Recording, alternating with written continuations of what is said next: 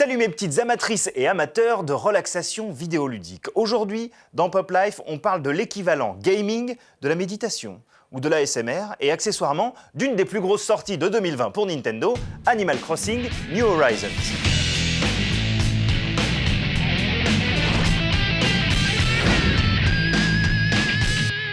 Il y a autant de genres de jeux vidéo qu'il y a de types de joueuses et de joueurs.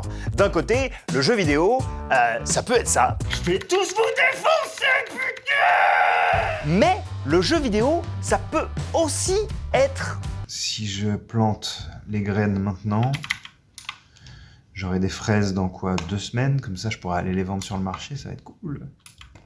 Allez, on fait pousser des fraises. Il y a presque 20 ans, Nintendo a créé Animal Crossing, un jeu qui ferait passer les Sims pour un Metal Gear Solid.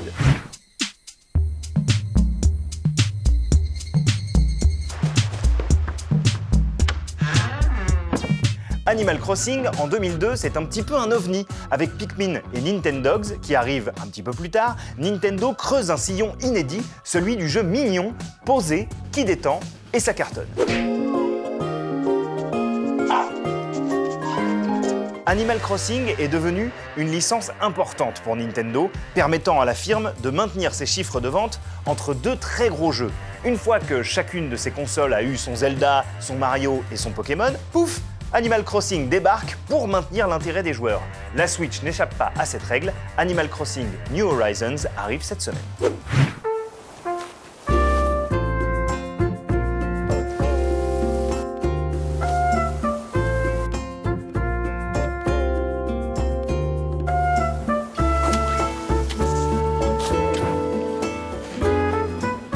Ce nouvel épisode d'Animal Crossing a été repoussé de plusieurs mois, mais l'attente en valait la peine. Avec son nouveau concept d'île déserte à faire évoluer, Animal Crossing a tout pour s'adapter aux sessions courtes et nomades, autant qu'aux longues soirées dans votre salon. Parmi les nouveautés, le Nook Phone, un smartphone interne au jeu avec appli vous accompagnant dans votre aventure, et la possibilité de créer des groupes de 4 joueurs sur la même île en simultané. Chaque île possède d'ailleurs un aéroport permettant de rendre visite aux îles d'autres joueurs partout dans le monde. Tu cherches des joueuses et des joueurs d'Animal Crossing dans ta région? Envoie Nintendo Douceur au 8 12 12.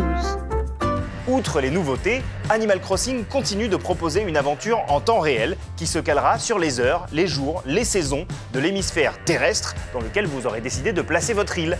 La direction artistique est toujours aussi cute, le plaisir de jeu reste intact. Animal Crossing New Horizons est un immanquable. Je vous laisse, faut que j'aille arroser quelques fleurs et les vendre au bureau des résidents. C'est passionnant. Aujourd'hui, dans le Rewind de Pop Life, saviez-vous qu'une publicité Nintendo de 1991 est la preuve que Paul Rudd est immunisé au vieillissement? I don't really believe in age or numbers, you know, I don't... Au début des années 90, Paul Rudd est un jeune acteur. Il débute à la télé en 1992 avant de choper ses premiers rôles au cinéma dans Clueless et Roméo et Juliette de Baz Luhrmann au milieu de la décennie. Will you now tonight to dance? A man, young lady, such a man. Mais avant ça, une de ses toutes premières apparitions, c'est dans une des toutes premières pubs américaines pour l'arrivée de la Super Nintendo. Plus 90s, tu meurs.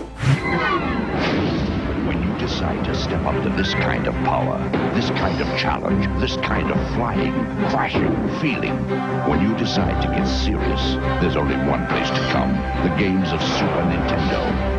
No one else creates this kind of experience, because no one else creates these kinds of games.